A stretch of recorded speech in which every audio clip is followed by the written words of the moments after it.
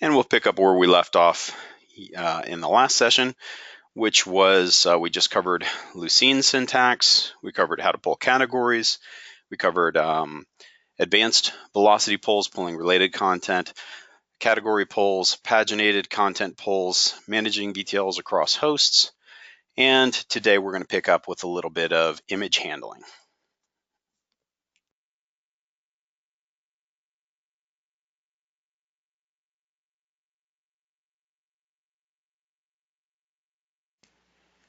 So if you remember from last time, we had a movie content type that had a binary image field and a regular image field. Now, the difference between these two, if you remember, is that the image field stores the image outside of the content, and the poster stores it, the binary image field stores it inside the movie content. So we're going to go to some documentation and show how to handle and resize both. A little bit different handling.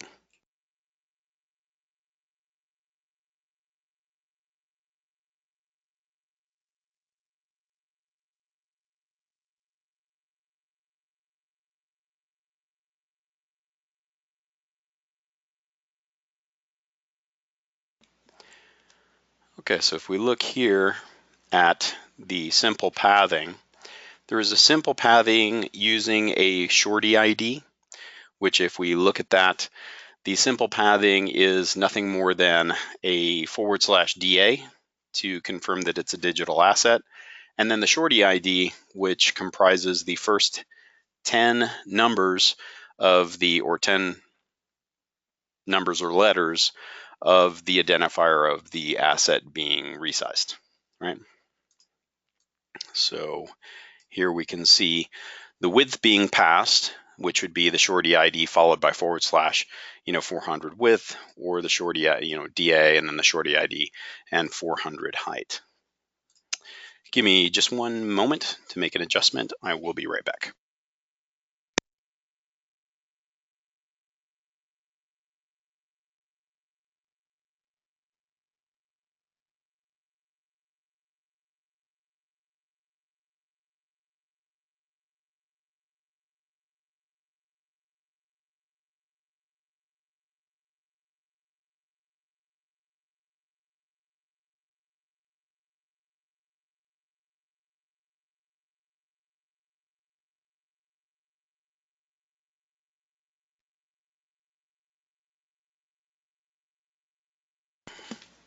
Okay, sorry about that.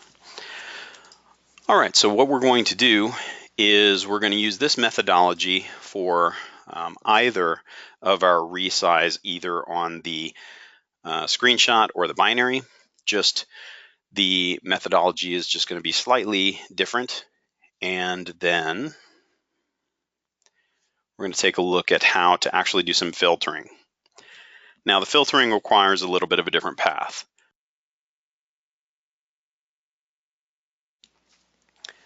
So you can see here we can change the exposure, we can crop, flip, change the gamma, GIF, grayscale, JPEG, all through the image API. Do a progressive JPEG, PNG, obviously the resize method is there. However, if we look at any of these methodologies, and there's several different examples here, then the pathing is going to be a little different, and it's going to have to be a fuller pathing. And so we've got here further rotate, we'll take that for example.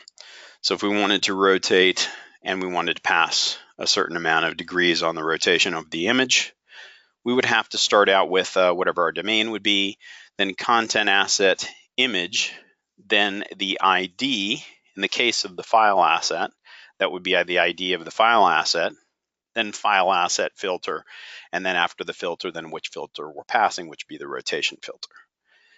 If we're referring to a binary file, however, we would start out content asset image, then that would be the identifier of the piece of content that we're iterating over in velocity, and then we would name which one of the binary images by the velocity variable of the image on the content type, and then we'd pass filter and rotate and that rotate filter.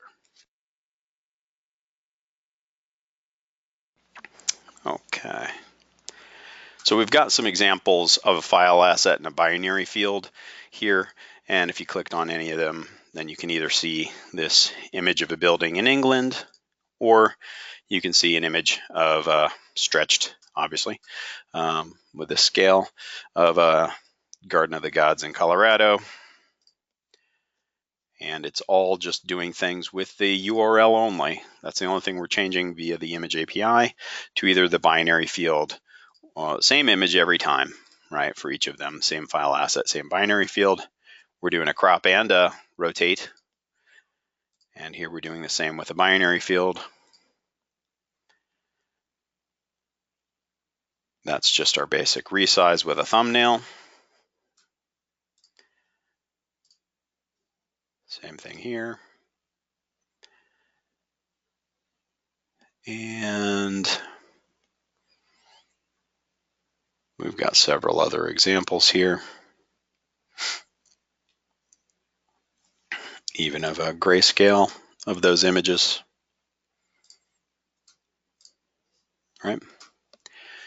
So let's go ahead and see how to just simply do a resize in our content pull.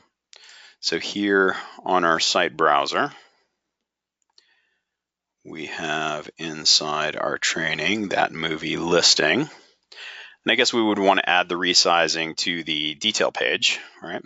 So I guess let's go ahead and go to maybe the Incredibles here. And we'll remove that movie widget that we put last time.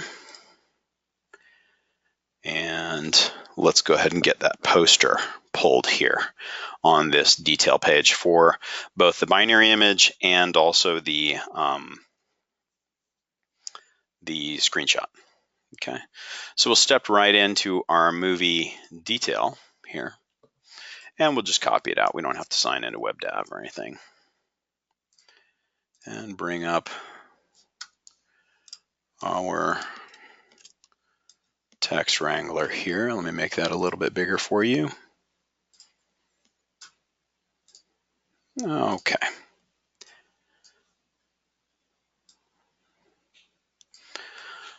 All right, so right after we show our URL mapped movie title, then our category and our release date, then maybe before the description, we could go ahead and show our movie. So you go ahead and get an image source tag here.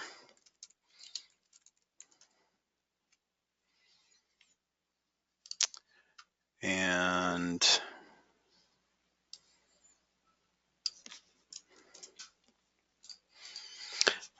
for quick convenience, we'll just put it inside of a p tag.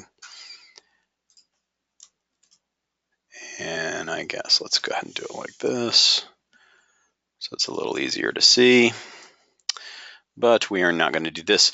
We could do that content asset resize and the content identifier if we wanted to, but we're going to use the simple methodology,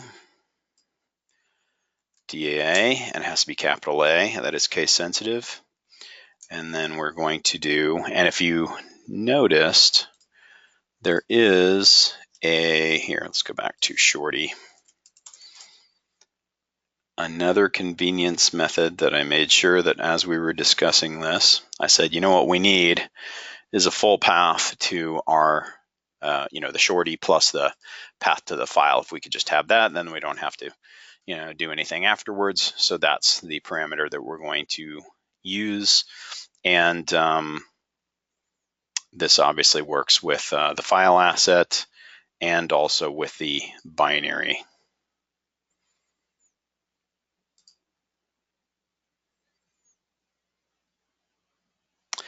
If you just, so for iterating over movies, this is iterating over news items. But if you just did news item.shorty, that would give you the shorty of the very first, the first binary image. Otherwise, you have to pass the field and then the shorty URL, right? So that's what we're going to do in our code. So we're going to do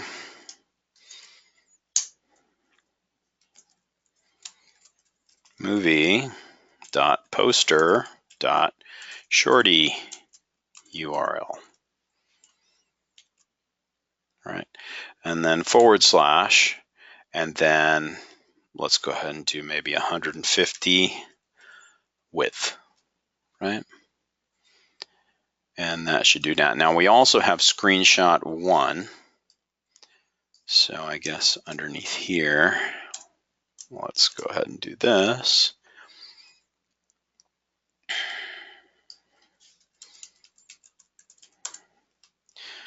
Screenshot, I think it's screenshot 1. So that makes it even easier. All we have to do is do that. And the shorty URL includes everything.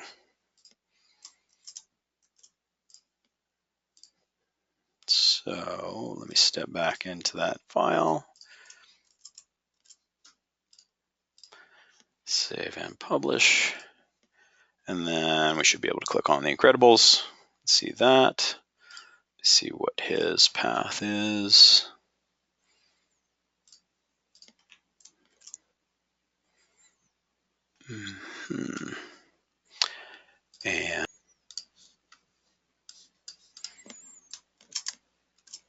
And that's how you debug, right? If you think it's set. And what we want to really do is to make sure that we can check our content. Let's do right after the title. Let's go ahead and do our best practice method, right?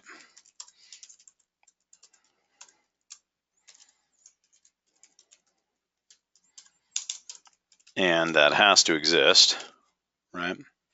So we don't even have to worry about anything else. Movie.inode. If we get down here, then we know that it has an inode, so that's all good.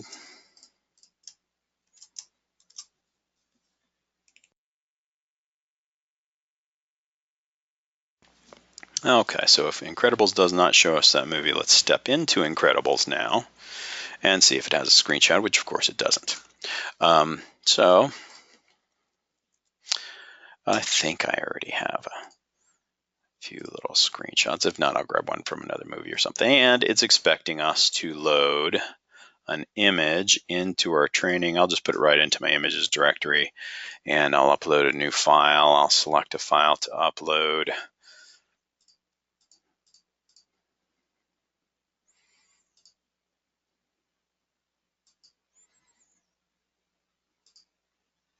Sorry, my 5.0 version is a little bit old, and this guy's slow to... There we go. Okay, so I will select something from my desktop inside of demos and posters. And just pick anything in here. I'll pick something from another movie, doesn't matter. Okay.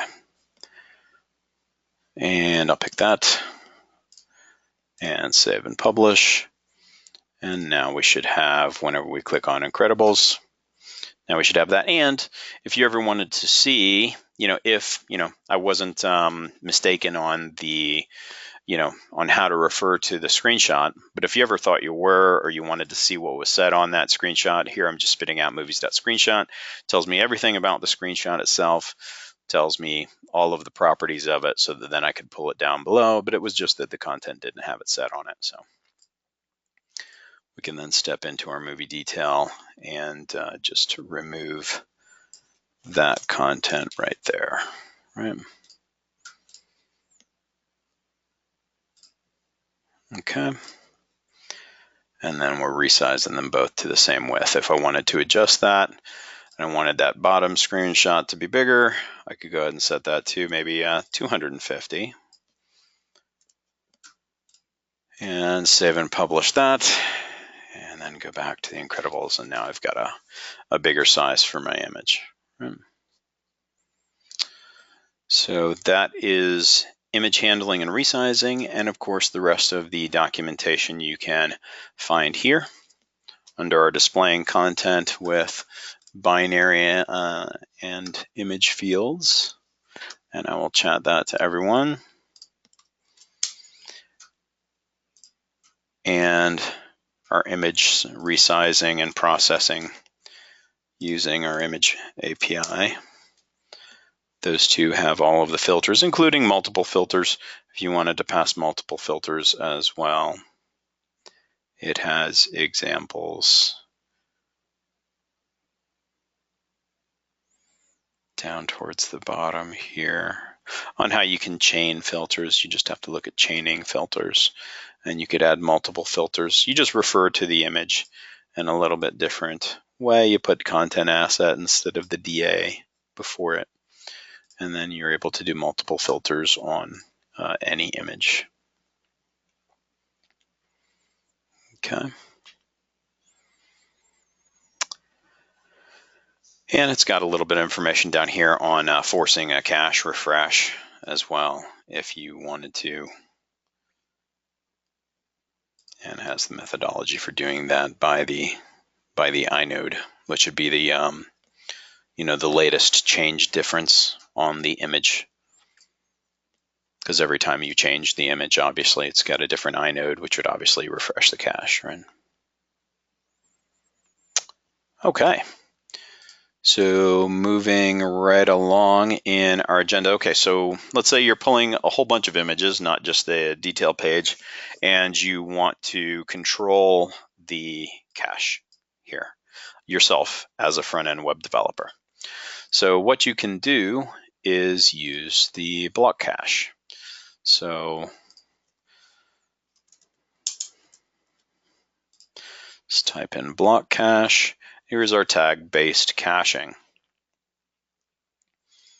And if we click here on our doc, it is very, very simply declaring before a block of code .cache some key, which could be just a static word, and then you set the amount of time the TTL is in seconds. Okay. So if I wanted to just put a wrapper here, let's just say I'll copy this. Now the detail page is not heavy, but so I'll just go right here, go to my detail page code. But let's just say I did want to put a block cache around, and maybe not the listing, but the part that is my movie content here. I'll just put it around the whole thing. Okay, and then I will end it, tab all this in, and then I will say Dean's key, and say maybe 5 minutes or something like that. So then I can save and publish this. It does not get picked up immediately though. Okay, you have to actually let the key get picked up. So I think it takes about 2 minutes for new keys to get picked up. So, but the next time we come back to this page, we should be able to make changes to one of the URL mapped content, and it will not, refresh our page, or we can make a change to one of the image titles that's pulling here, and it will not refresh for 5 minutes because we're actually setting that timeout there. So it will not hit the database again, no matter what has changed here in our movies for 5 minutes, but we'll have to wait a couple minutes for that to pick up in the system and be respected. Okay. So let's go ahead and push on into custom fields. And then after we do custom fields, then we'll come back and check that block cached page. Okay. So custom fields and URL mapping. Now we already looked a little bit at custom fields. So if we look at our content types for our movies, we added a custom field already. If you'll remember, it was the URL title. And this URL title is doing a .parse of a URL title field, and that is simply got some JavaScript that's stripping whatever the content contributor puts in the title. It's also grabbing from the movie properties. It's also grabbing the path that's being set here in the URL pattern, right? So it's grabbing those two things, the JavaScript. And so if we take a look at our content for any of these movies, then it's grabbing that and setting that here. But if we actually edit the content itself, it actually shows /movie / The Incredibles, right? And go to Leon the Professional /movie / it's just taking whatever we set here. We could set something else and it would automatically react and add it, right? On change. Okay. So what I want to do now is show you what I've developed is a few more different fields for different types of custom fields. What is most commonly done with custom fields? And one of the most common examples is maybe you set a country, and then the country would list all the states or provinces within that country. And then the next field might list, whenever you select a province or state, then that would select a certain region, you know, within that province or that state or that district or county or whatever it is in the region that you happen to be looking at. So I wanted to set up an example that would react to other fields, that will pull content from other content on a live real-time way, and also check the user's permissions. So we're going to see custom fields doing all of those and see those examples. But first, I would like some interactive chatting here. If anyone could, who's attending, type in the name of your high school that you went to. So I am waiting for a few people to tell me the name of your high school, and we're going to put you into the system. No matter where it was, could have been in Germany, but you're going to have to, you know, could have been in Singapore, could have been, you know, wherever. Chat at me, and I'm going to use your alma maters here as content that we're going to dynamically react to.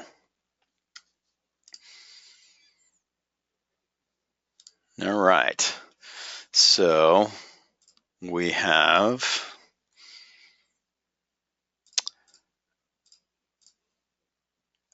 one is Northeast High School. Thank you very much.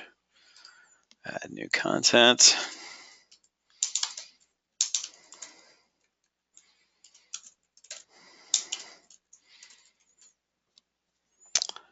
And anybody else? Okay. Westminster High School.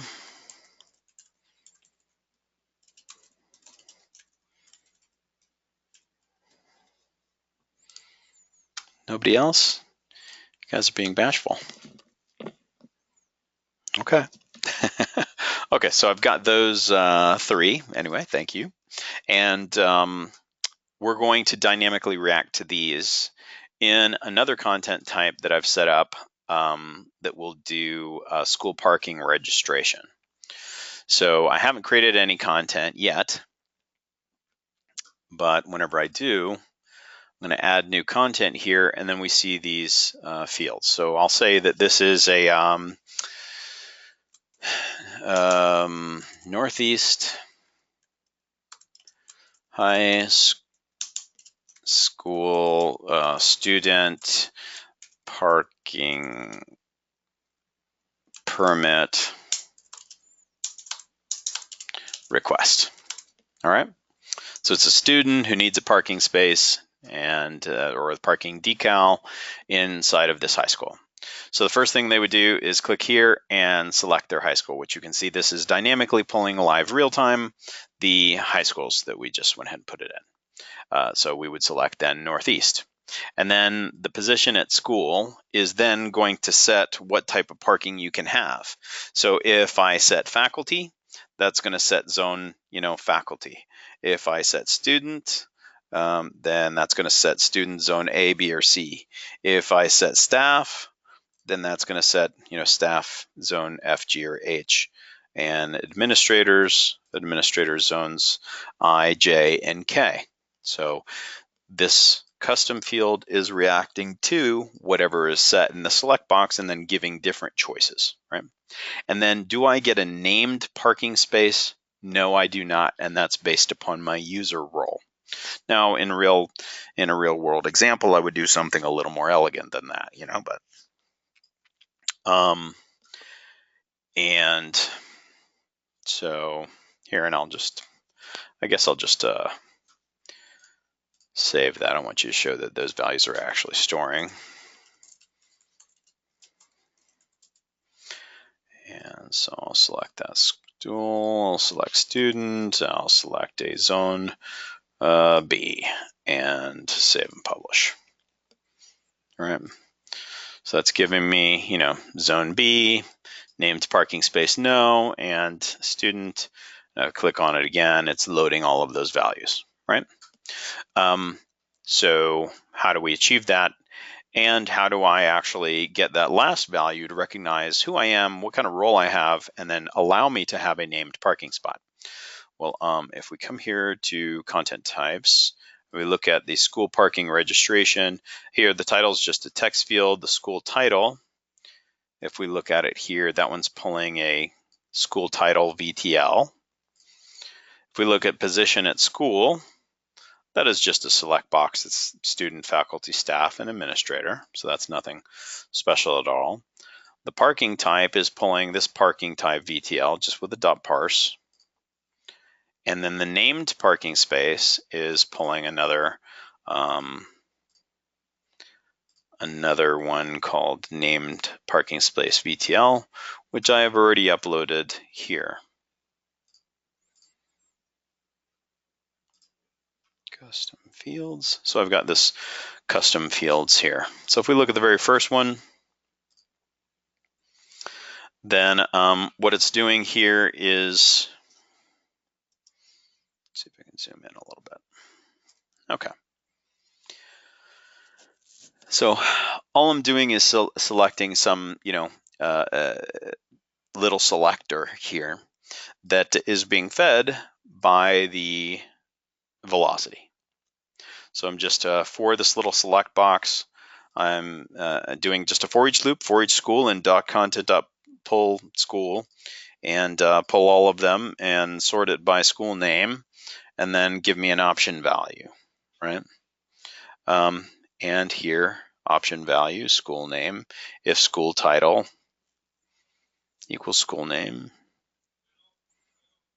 just, show it as selected, in the list, and then show the school name.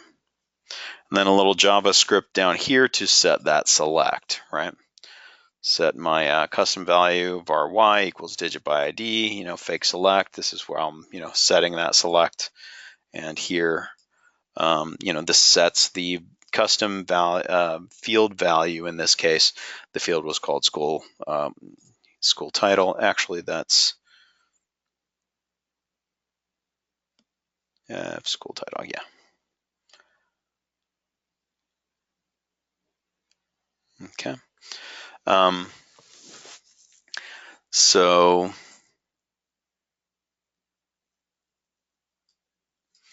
and on load, I'm setting that custom value. And here I'm getting that value. So the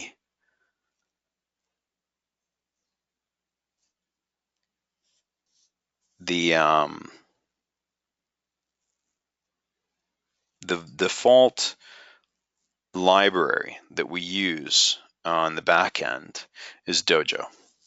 Okay, so Dojo is just what we picked for, the flexibility at the time. We may move away from that later and choose jQuery, but Dojo had the capability to do a little bit more. It was a little bit deeper. If we had that choice to make over again, not sure if we would, but that's what we use for now. And it already comes preloaded, so and it's what is in all of our custom fields that do that kind of set and get, all of our widgets and everything like that, because it's already included and we already use it. It's a very easy way to get, set, load values on your content types, right? Don't have to load any jQuery or anything like that.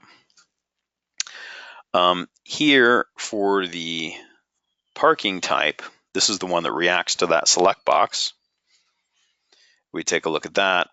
It's first setting, selects that have the different zone options,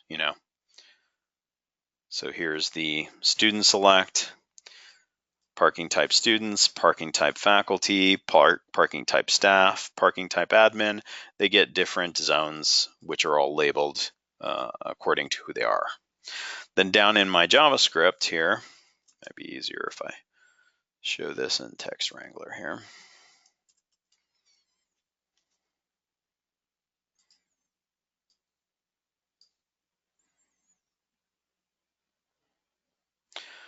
So then here in my JavaScript, then I'm setting this little function, setting my position at school equals, digit by ID position at school, which is obviously my velocity variable value on my field.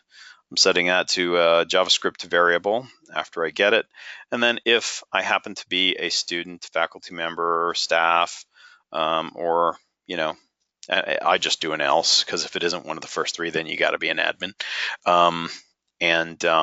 Then set, obviously this being set, then that's going to give the options up above, right? And here I have labeled, show the required select, get the value of the select field, and then get or hide the select based upon the position type. So based upon whether they're student, faculty, staff, or admin, then show or hide the right set of fields. And then if the position at the school changes, then, on load and also on change, then go ahead and set that react to the position at school and change the value, right? And thus my script ends. And now for the named parking space, which we still haven't tested. So this is what this guy's doing. And this shows you how to get a user.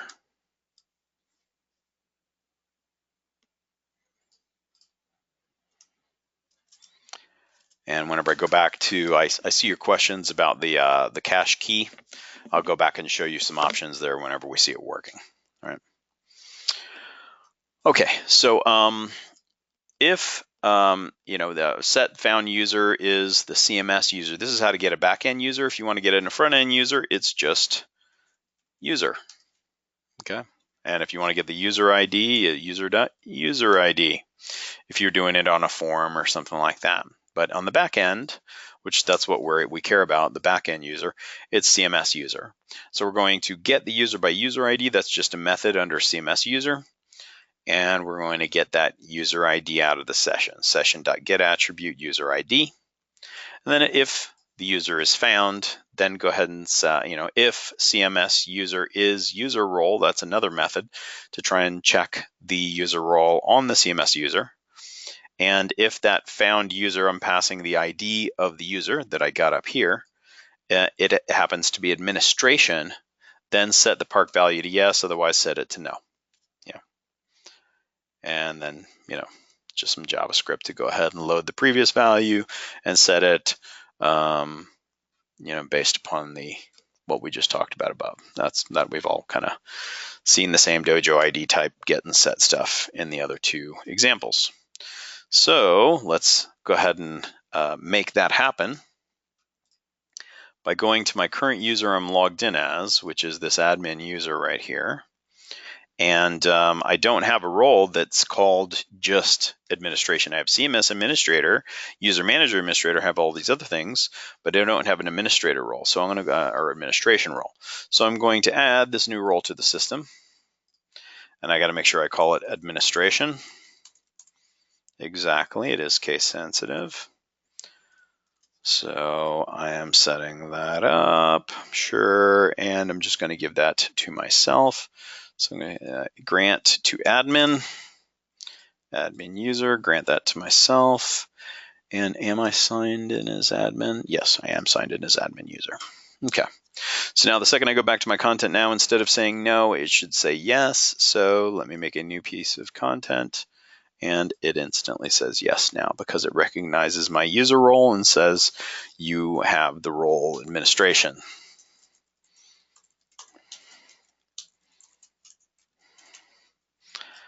And set it for Westminster, that I'm an administrator, and then pick my desired zone. And now I've got my administration and my student parking requests submitted. And of course, you could build a front-end form out of this as well, right? Okay, all sorts of crazy cool things that you can do with, let's see, we have other examples that are built with custom fields. Custom fields are awesome.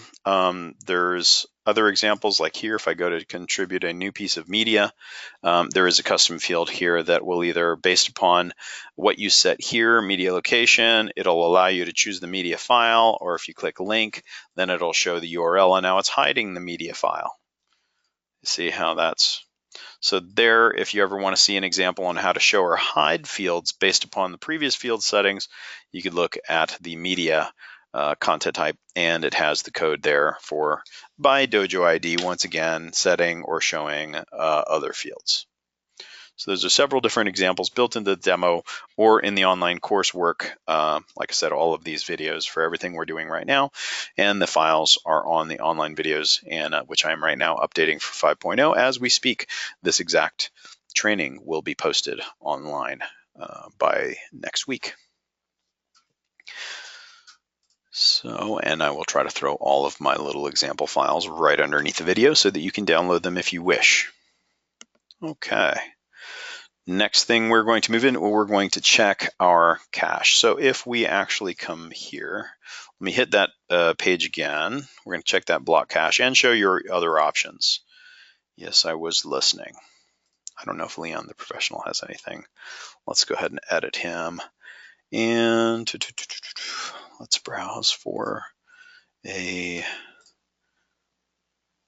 images and upload a new one. And Luc Besson. And execute that, choose him. We've got this new file, save and publish. Look on the front end here of Leon the Professional. And let me look at the front end.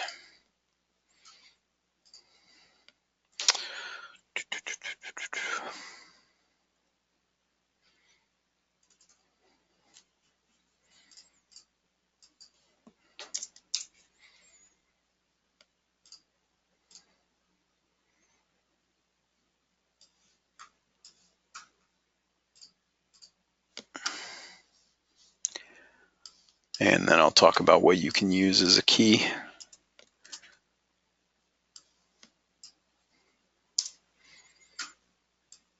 Okay. And I guess I did not publish my changes to that page. So let me actually publish these changes. And now the cache key might not have picked up yet because I didn't publish it. No. Let's see. If I click on Leon, and let me do that from the front end. Leon the Professional.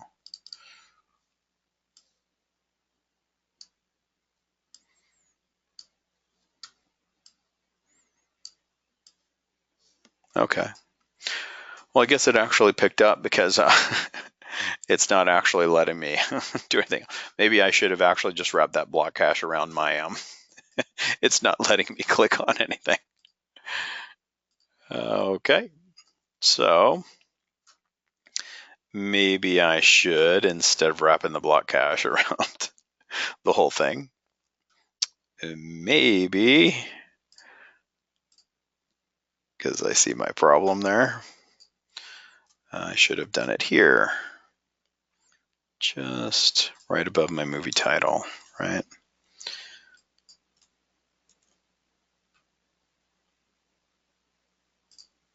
Down to my cast.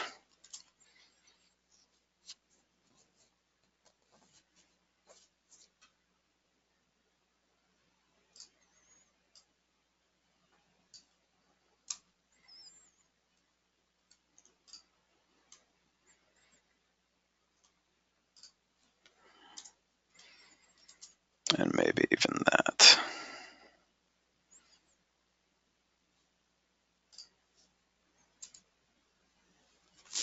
Okay. So let me save and publish that. And see how long it's going to take to pick that up. And we can cover how I can blow away that cache. Let me see. Here in our tag-based caching, what if I wanted to blow that cache? I could go ahead and set the parameter cache no. Force all .cache to be invalidated. Let's use that one.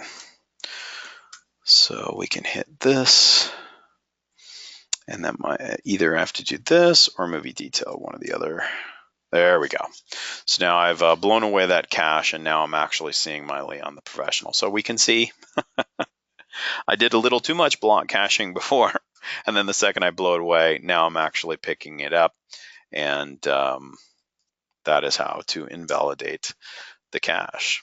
Now this guy is going to be loaded for 5 minutes, so that if I make any changes on Leon the Professional, then it's not going to be picked up. So I don't know how quickly that's going to pick up. It lasts for 5 minutes. So if I picked on Leon the Professional, I changed the title to Leon the Professional. Lock for editing, save and publish.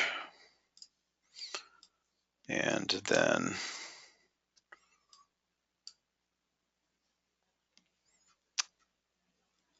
I try to hit that. See if I can get my listing on my other page.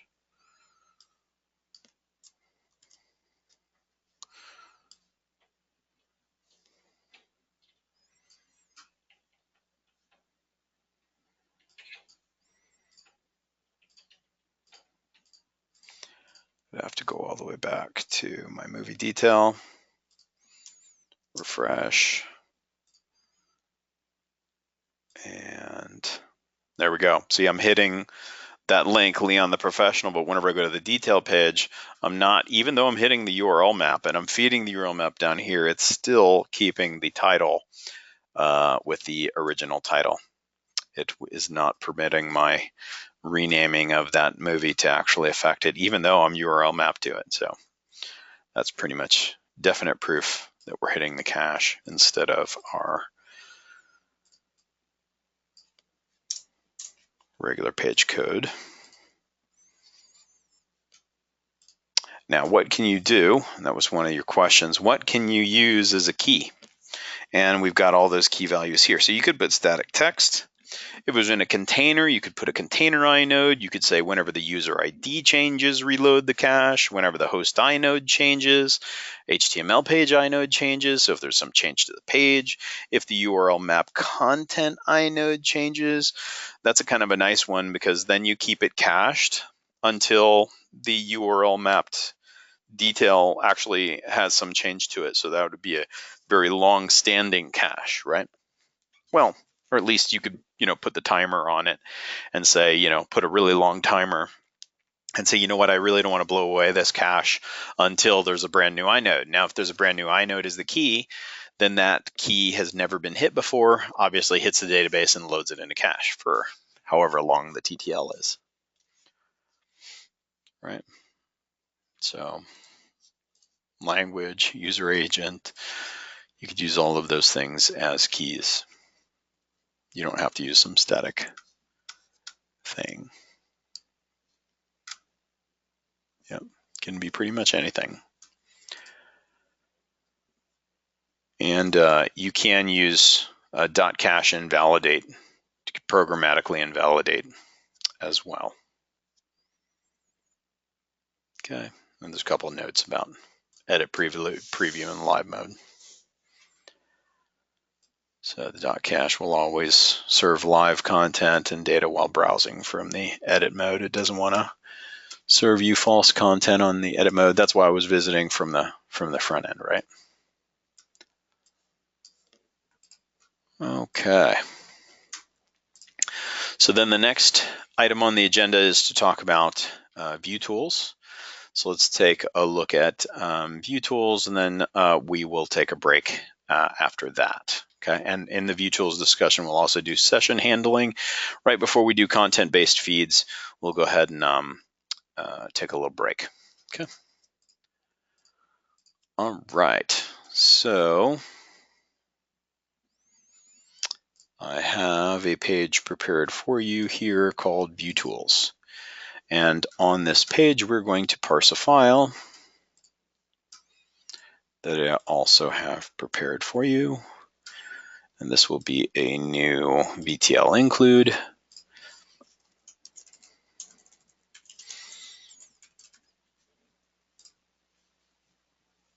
And that is here under training and VTL files.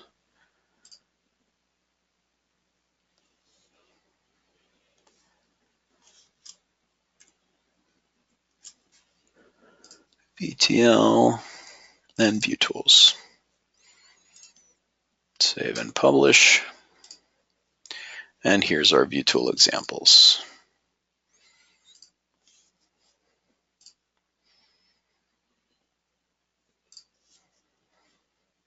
Okay. So what I'm doing with this view tool, if we actually step into it, is using a velocity comment, which is just the double bracket and then the hash. So hash double bracket hash. And I'm commenting out exactly what I'm actually showing immediately afterwards. That way I don't have to keep switching back and forth between the velocity and the front end page. All right. So here I'm just doing date.short and then spitting out date.short, right? With maybe font color blue. So that way we don't have to keep looking at the file. And here I'm trying to put some links into this little sample file that, once again, I post right underneath this online video for a web developer, so that if you wanted to read more, you could read more about the date tool, or any of the other requests, response, session context, in this as well.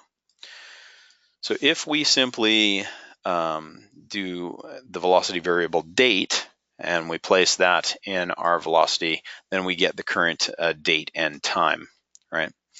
And here I've supplied some date formatting options as well. So if we do date.short, we're going to spit out the date and the time. Date.medium, we're going to get more of the month, the day, the year, and then the time including seconds. Date.long is going to give us the longest possible date, August 9th, 2018, and then our time including our, Central Standard Time here. Date.short underscore time just gives us our time. Date.medium underscore time gives us a longer time including the seconds. And then this date.long underscore time is going to give us our time including seconds plus our region, time zone. Date.short date is going to give us just the date, a very simple format. Date.medium date is going to give us a little bit longer date format. Date.full underscore date is going to give us our day, our month, day, and year. Then there's a couple different ways to get date. Date.get, the default date would of course be today, the current date on the server, right? And then short, pass it the parameter, and then that's kind of the same as doing the things up above. And here you could pass it the parameter long, and we get kind of the same return we got from long above. And it does respect the Java simple date format, and then I have a link there to the documentation on simple date format. But you do date.get and then provide the Java date formatting, and that is going to give this output YYY year, right? And then you could do a date.format, pass it a parameter medium, and then pass it the current date, and that's going to give you the medium date format. If you wanted to get the data object as a Java util date, you can just do date.date. If you wanted to add or subtract days, you could do util methods.add days. We have a util method for that. And so util method.add days, you feed it the date.date, and then you add 5. Today's the 9th, so adding 5 days would give us the 14th. If you want to subtract days, you just util methods.add days date.date, and you'd supply it with -7, and then that's going to go back a week or a couple of weeks, and that's what we would use. We would have to format that properly, but we could feed that into our Lucene query to go ahead and get the last few weeks worth of content of any content type that would always be dynamically changing, right? Remember how we did the movie release dates? This is exactly how we would get today's date, format it to exactly what the Lucene query searcher needs to query the repo, that right format, and then we could set it back a few weeks or a month to get the latest movies all the time, right? If you wanted to get a Gregorian calendar date, you could do date.calendar, set that to a variable, spitting out x.time. So that's giving me my date and time. If you wanted to add 24 hours to that, you could do x.add. The integer code for hours is 10, the Gregorian calendar date, and I can add 24. And so that is giving me 24 hours from now, which today is the 9th, so 24 hours from now would be the 10th. So that's just working with dates and all the different things that I could think of you might want to do with dates or get back from different types of data objects. Next thing we're going to go over is some examples of how to do math with any number set. So if we wanted to add two numbers together, math.add, adding 3 and 4 gives us 7. If we want to do math.subtract, we can subtract 4 from 8 and get 4. Math.mul, to multiply 2 times 4 would be 8. Math.divide, dividing 8 by 2, giving us 4. Taking a number to the power of, so we're taking these two numbers and setting them to the power of each other, then is giving us 216. Math.min is finding the minimum, and you know what? Yeah, okay. Yeah, you know what? I messed up here on min and max. So just that's min, this is max. So math.min does give us 44 between those two ranges. And if we say, max of the two numbers, math.max, that's going to give us 88. To take the absolute value of a number, so absolute value, math.abs, absolute value of -7 would be 7. Converting an integer to a double, math.toDouble, so that's going to give us 10.0. Converting a number to an integer, I think we looked at that last night. Math.toInteger, we take that decimal and it will just simply chop off. It doesn't round, right? If you wanted to round, then you could say number of digits, the number you want to round, and then it will round up for you. You can see it's taking the 0.99 here and rounding up to 895. Getting a pseudo-random number between 0 and 1, you can do math.getRandom, and that returns a pseudo-random number between 0 and 1. To get a pseudo-random number between two different numbers in a range, so if we want to get something between 50 and 100, this is outputting right now 98. We could keep refreshing and getting a different number. If we wanted to find the remainder after division of two different numbers, we have a util method. You can do util methods.mod, taking 20 divided by 8, leaving us with a remainder of 4. So just thought all the different things you might want to do mathematically. Now here under util methods, we have some util methods to deal with strings. So here we're doing a set string equals the quick brown fox jumps over the lazy dog. And so that's our string. So if we did util methods dot contains string, we pass it that string, we say we want to find out if it contains dog, this will return a Boolean value of true because dog obviously is within that string, right? Truncatify, I did not name this. Util methods dot truncatify, we'll take that and you'll notice we're passing 10 here. Now 10 actually stops somewhere right around here. But the truncatify method will actually finish whatever word that this digit stops you in the middle of and then add an ellipse right after that. There are probably some better ways to handle that in your HTML.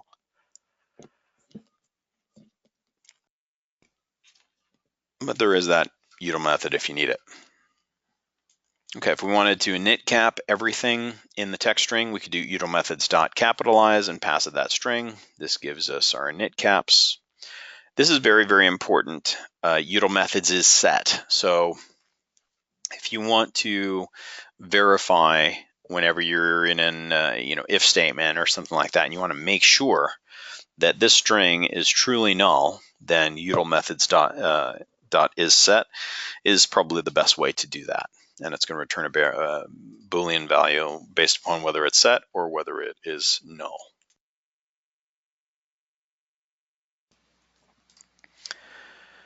And if you needed to encode a text string for passing parameters via URL, you can use util methods.encode, pass it something for your URL, and this is what your output's going to look like. And then if you needed to decode something that you had encoded, you can go ahead and pass it that encoded URL, and then that will convert it for you, right? Util methods.decode URL. It's important if you're reading things out of the URL to XML escape them in case somebody tries to inject into a parameter that you're reading from in the URL some JavaScript to try and hack you. So you'd want to do util methods.xml escape on the string that you're reading in, so that even if somebody types in JavaScript, just like here, it gets interpreted as text only, right? Okay, and then I've got some documentation links. This is handling the request, response, session, and context. We did a little bit of that in our last session where we did request.get parameter. So here is our HTTP servlet request object, just request, if we spit out request. And we already did it last night, so I don't think we need to actually set this up, but you could, if you passed a parameter this way on a certain page, ID equals 1, 2, 3, 4, 5, and you do a request.get parameter ID, then that is going to return you, 1, 2, 3, 4, 5. And of course, you'd want to do a util methods.xml escape, and then set that to some sort of variable, right? Here, if we were setting tag in the URL to science, then we would request.get parameter tag, and we would want to, once again, XML escape. Set it to a variable, right? How to get headers sent by the user's browser. So here I have, once again, some documentation on the browser header. And how to get the language from the header. Now, we do this automatically with our rules engine using similar methodology, but if you wanted to do it manually in your code, you could say set.example header request.get header accept language, and then spit out example header. That's what I'm doing here down below. So you can see I have my browser set to US English, right? And then you could simply detect the first part of the output here and then say, would you like us to set the site to English for you? So if we wanted to get the visitor's browser user agent, we could set the example header to request.getHeader user agent. And now I'm spitting out the example header below. And so this is my user agent. Right. How to get the visitor's IP address. So request.getRemote address. And I'd probably have to visit the front end page for it to actually find me there.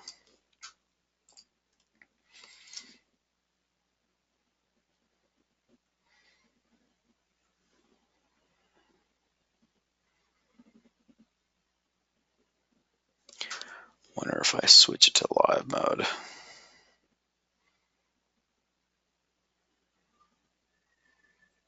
No.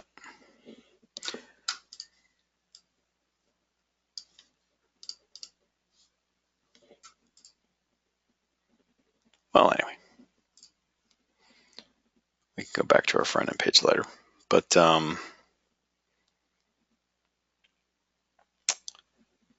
that is how you would get the IP, and that's what we do on all our forms, by the way, on our front end forms.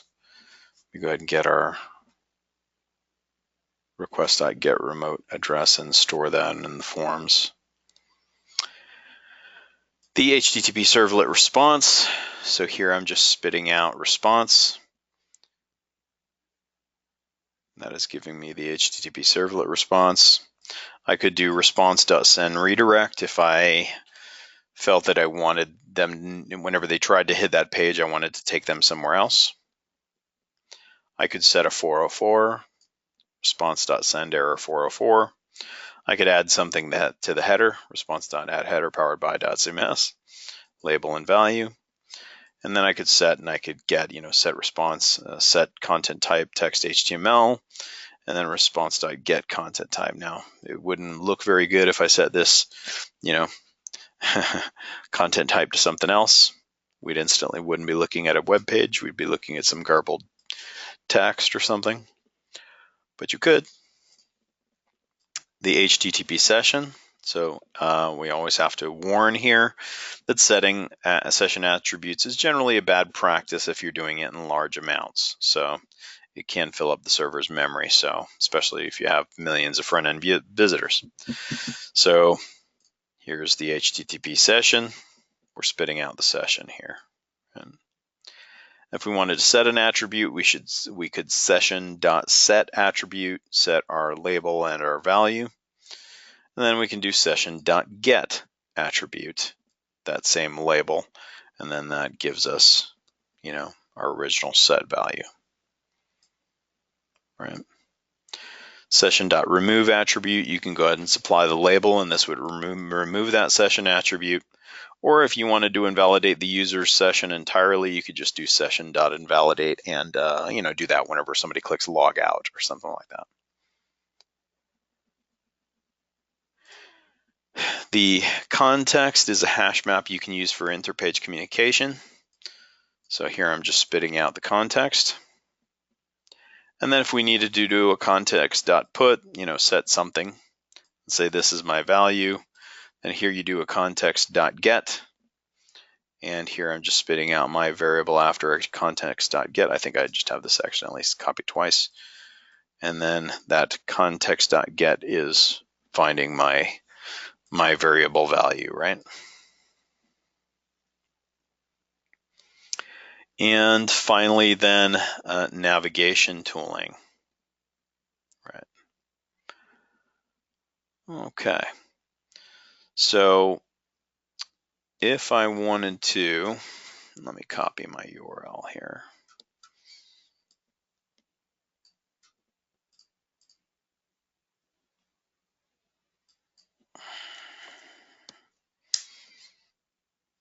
Okay.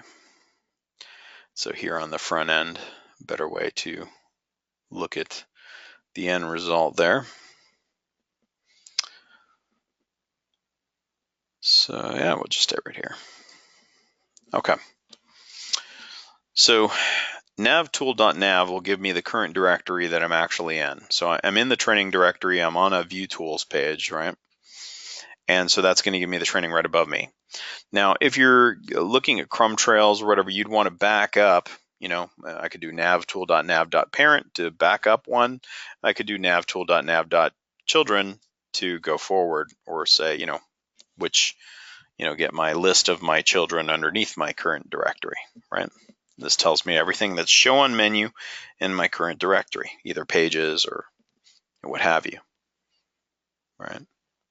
then if you're building a crumb trail, I'm just, setting, instead of in a for each loop or anything, I'm being very literal here and saying navtool.nav.parent.parent.parent.parent, and one less parent, one less parent, one less parent.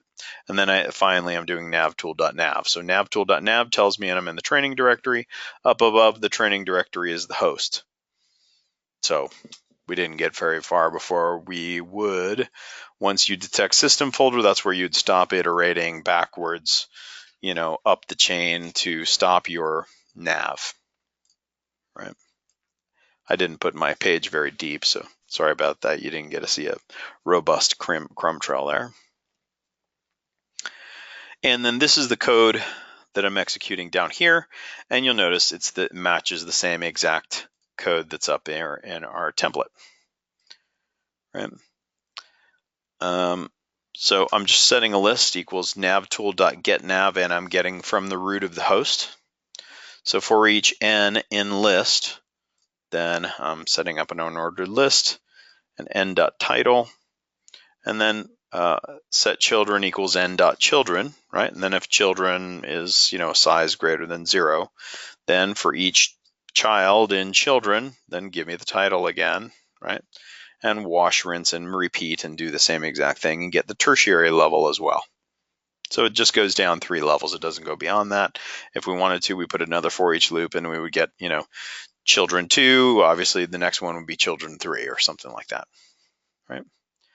So that is what we were doing here, that exact code. And that's why we're getting the about us, the things that are marked about us underneath that, everything, including our training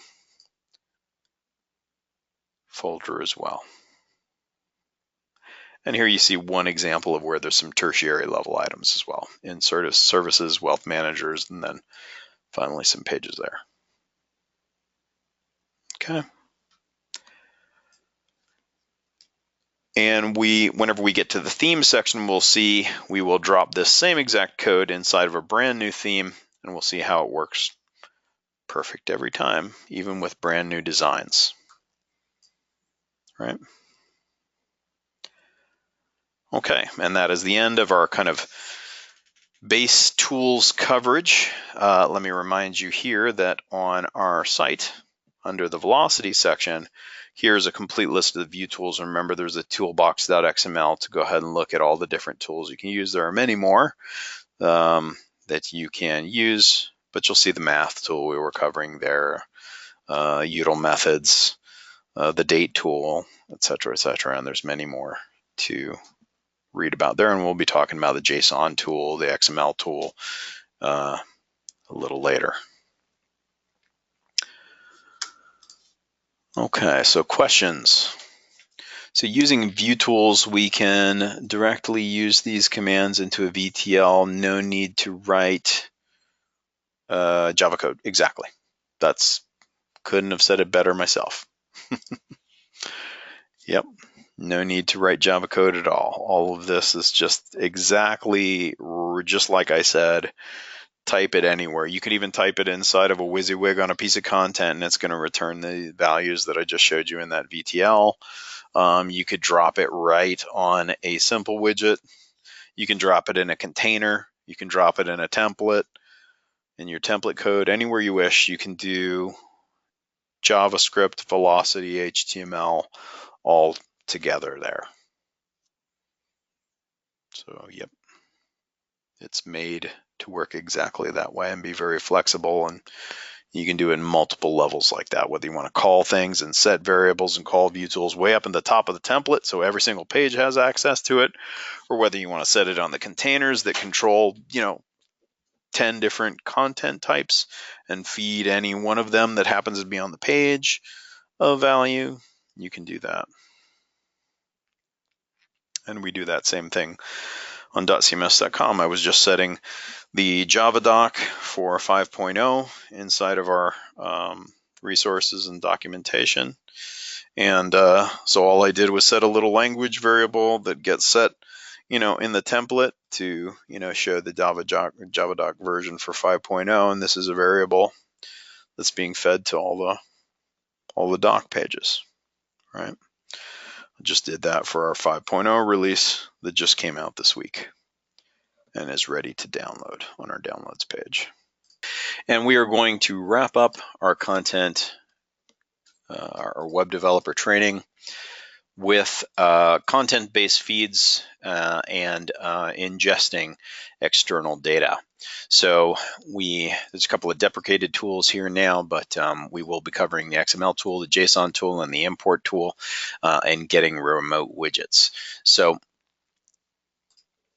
we are going to come here first to talk about if you wanted another system to ingest data from dotCMS. So let's say you've got some external server, you need to read dotCMS data, you can do it right out of the REST API. And how do you do that? Well, we've already covered in our query syntax the different ways that you can query for data. You can add that right to the URL. So remember, we queried the movies by release date, right? And we could even put a release date. Maybe we only want the last month of data. Remember how we did that in the release date? We put the bracket and then 07, 01, 2018 to 07, 31, 2018, right? And if we queried that, we click search, and we're also release date descending, right? And then we click show query here.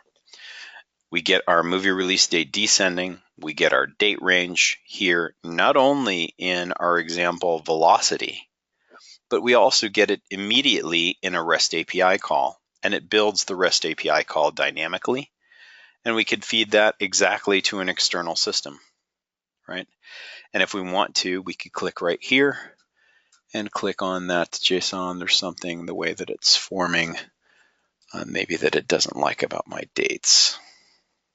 This is just our query builder here. Something's not escaping right. Okay, so let's clear that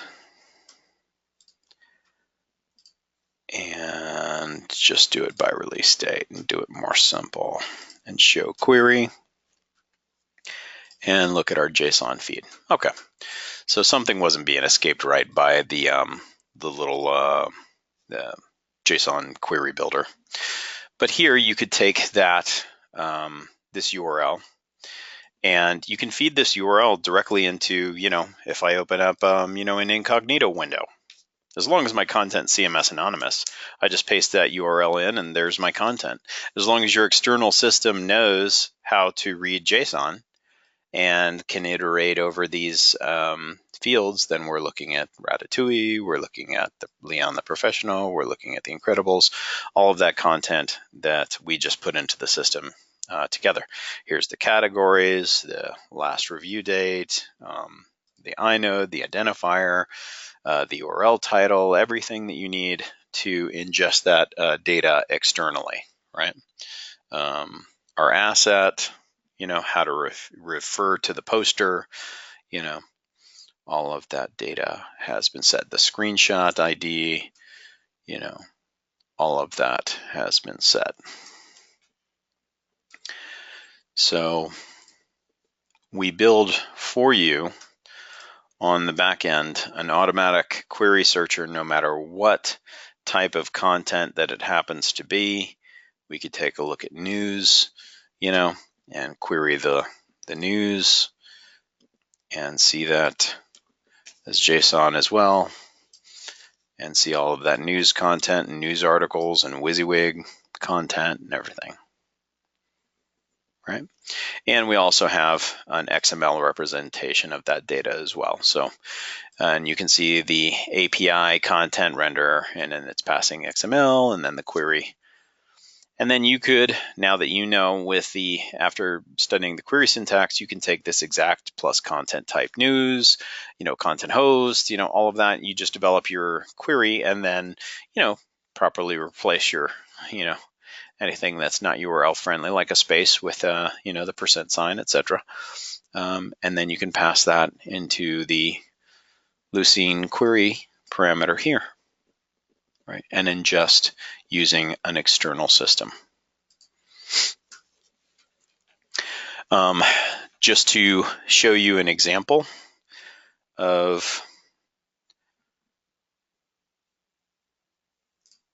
something that I recently built just for a POC. And this is just, sample data, here that I created, just to show you what you can do.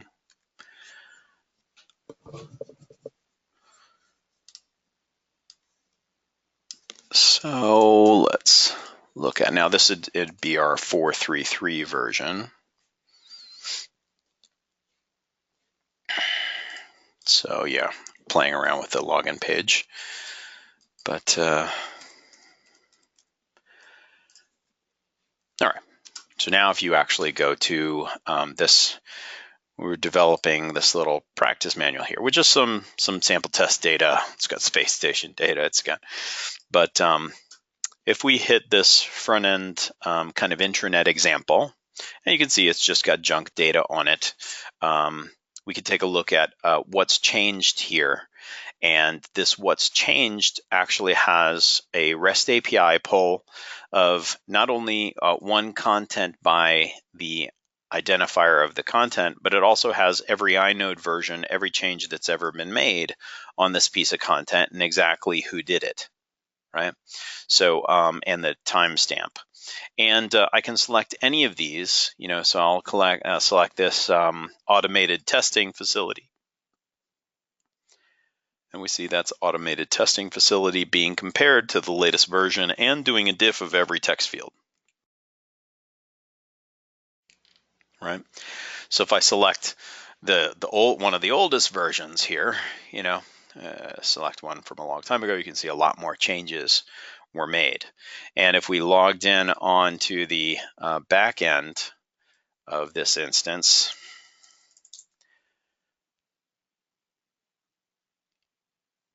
we'd be able to see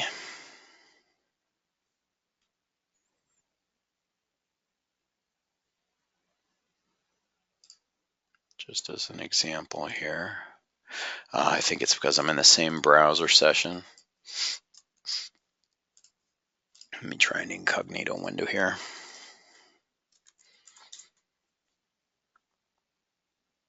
There we go. You can't be logged into 5.0 and 4.3.3 at the same time in the same session. Loads the values different ways, right? Okay, so if we go here to, I just wanted to show you the REST API call since we were talking about REST API. And so intranet and standards. And if we wanted to go here and click on one of these and then what's changed, and then if we want to look at how this is pulling, and I'm going to show you the Json tool at json.fetch. But all I would have to do is take that URL, and you can see, I'm using an API call here. So I could load that into my URL and just take out this standard ID and then go get a standard ID. Manual. Like I said, this is just some test data. So I will get this one right here. I'm going to edit the content to get his ID. And we don't need presentation layer, at all. We just have to hit it, right? And so I'm getting every single version of every single change, So there's several different ways that the API can help you and get, whatever you need. And you can build your own REST endpoints very, very easily to access all of the data in the same ways that you can get at it in the presentation layer. So, and we'll be covering that Json tool here in our instance in just a little bit. Okay. So that's how to take a look at your own content-based feeds using XML or JSON. If you wanted to, once again, take a look at our REST API doc, just go to our documentation, which now is all for 5.0 REST.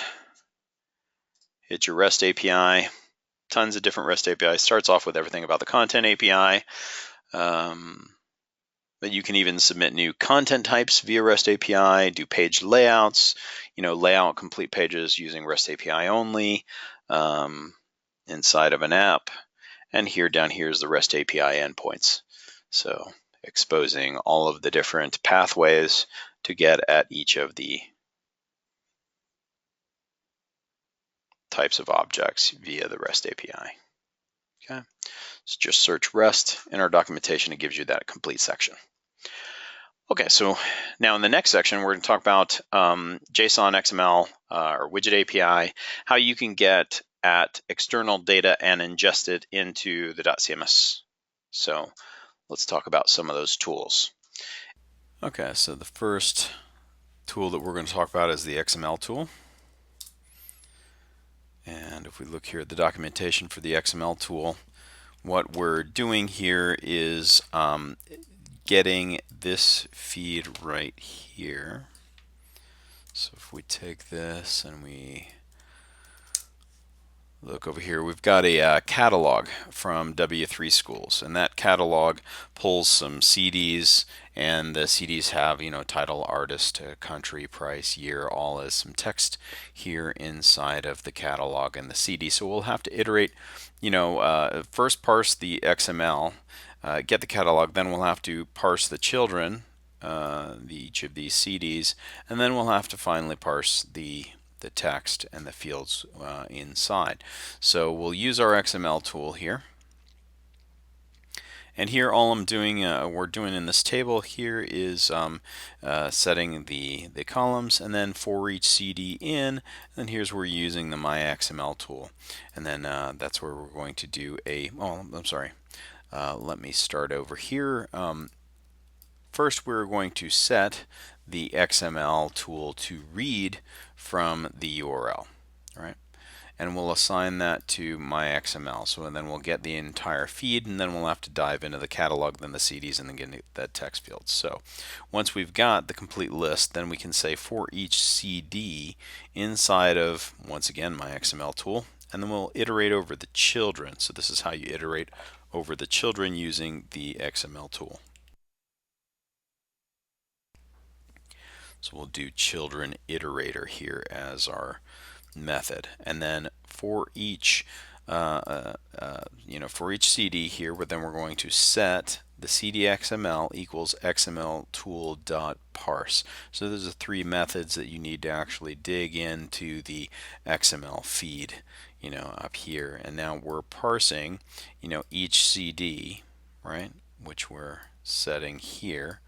So we're parsing each CD and assigning that to CD XML, and then I'm just doing if a velocity count is less than or equal to 5, I only want to get 5 and spit them out. Then we're taking that CD XML that we're parsing each CD to go ahead and get the text fields for, and then we're just CD XML and then title, artist, country, and company exactly as they're set here inside of each of these fields. So we'll go ahead and take a look back now at the section we have here on ingesting using the XML tool, and then we'll cover the JSON example. And I've got this XML parser VTL, which is pretty much just doing the same thing that we just looked at.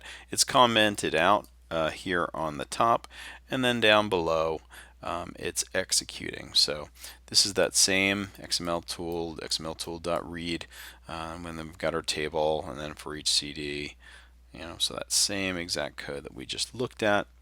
And so we save and publish, and our, here's just the commented out example here.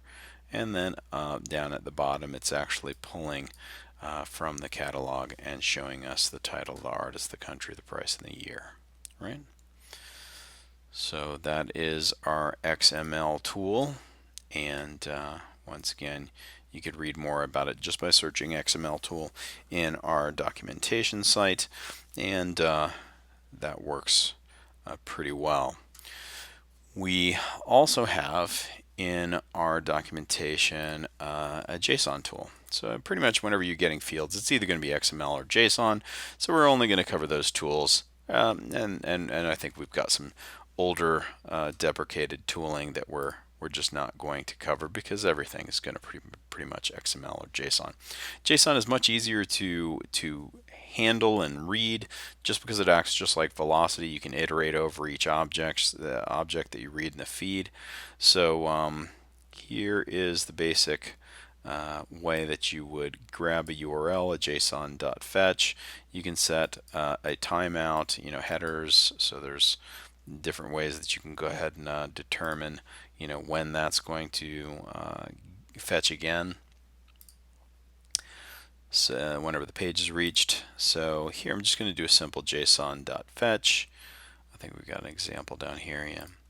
So set results to json.fetch. Go grab some URL. You can use something to go ahead and set a timeout if you want. And you're going to iterate it over it just like velocity.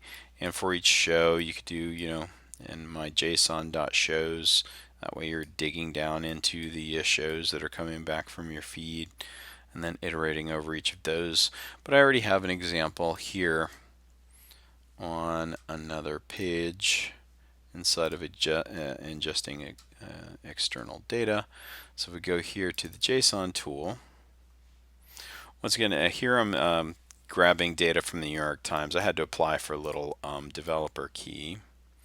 So let's see if that's the right one with the right key. Yeah. So don't copy my key. So here you can see I'm getting my JSON from the New York Times, and here's my results. And here I'm iterating over each one of these movie reviews. So inside of each of these movie reviews, I've got a display title and a rating, a headline, a summary, a publication date, and we're looking at that, a live feeding from their site and link. So you'll see that I'll do like results.link.url to be able to get that, just like we do in Velocity with a content map. So it's very, very, very easy to read and to iterate over this content. Here, let me just dig in. I've got it commented out here, but let's just dig into the file. Okay. So what we're doing here is first setting a Json Fetch to that feed, right? That New York Times movie reviews, and setting it to movies after doing the Json Fetch. So then we'll set movie results equals movies.results, because in our feed, right, we need to dig into the results, not any of this up here, right? So movie.results, and there's where our JSON objects are. So, and that's all you have to do, movie.results. Very, very easy. So for each movie in movie.results, then I'm just getting the movie.headline, which is one of the properties we looked at. But I'm going to have to dig a little bit deeper inside of movie.link and then to get the URL, just like we do in Velocity. So very, very easy. And then I'm displaying the movie headline after displaying the link. And then I just said, if the count is 10 or more, then just break out, because I don't want to get perpetually a list of more movies than that. So here it is all just executed what was commented out above, and that is how we're getting our movie reviews down here on the bottom, live feed. And so if we click on any of these, we can go right to the movie reviews on the New York Times website, right? And we've got a Spike Lee movie here, and something about the Vietnam War here. So all coming down live from New York Times Movies Review.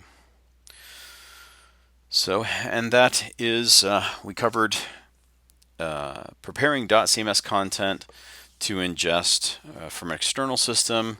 Then we covered the two main methodologies that you would use to ingest external data. There is a warning, however, you do want to, if you're really relying on a constant feed of external data like this, what if they change the feed? What if they change the, how they present the data? It's much better to talk to our support team and try and get a content hook going, so you can bring something like, these movies. You could go ahead and bring them into dotCMS as content, so that you could bring these movies, these images, the article itself. You could go ahead and bring that into dotCMS. You could store it as long as it allowed you to do that. This was maybe internal organization feed. You can bring it into dotCMS, store it, and then that way, if somehow your live feed went down, you'd always still have it pulling from dotCMS if you couldn't get the feed. So that's just a little safety warning there. If you're relying on something outside of your server for data displays, it's always the best idea to try and bring it over, rather than relying on something off-site that could, may or may not actually be displaying the data. And you also, if you are going to, and it's a requirement that you're going to have to pull live from that external system, you don't want to bring it over via content hook, or there's some sort of licensing issue that you may not do that. Then there are ways to go ahead and supply the timeout. You want to make sure that you give it a timeout, so that you're not perpetually waiting for the return on the feed. So just make sure that you do those things whenever you are actually, here's your URL connection timeout. And you can go ahead and specify that in the Dart marketing config file. So those are some important things to keep in mind, okay, whenever creating feeds that are relying on that external data. Okay, so that brings us to the end of the web developer training for this second session. I hope it was helpful, and have a great rest of your day.